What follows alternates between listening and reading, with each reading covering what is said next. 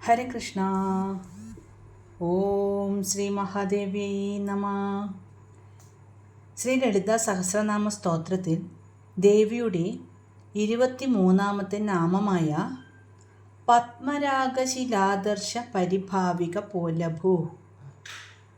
പത്മരാഗം ഇളം ചുവപ്പ് നിറത്തിലുള്ള വിലയേറിയ രത്നം. ആദർശം എന്നാൽ കണ്ണാടി. പരിഭാവിക തോൽപ്പിക്കപ്പെടുന്ന. കപോലം കവിൾത്തടം.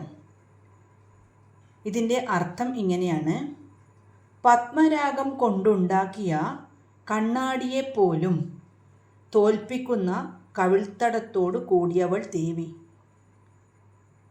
അതായത് ദേവിയുടെ കവിൾത്തടം പത്മരാഗം കൊണ്ടുണ്ടാക്കിയ കണ്ണാടിയേക്കാൾ തിളക്കമുള്ളതും ചുവപ്പ് കലർന്നതുമാണ്.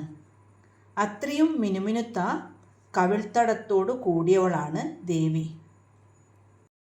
പത്മരാഗരത്നത്തിന് സ്വാഭാവികമായ ഒരു ചുവപ്പും തിളക്കവുമുണ്ട്.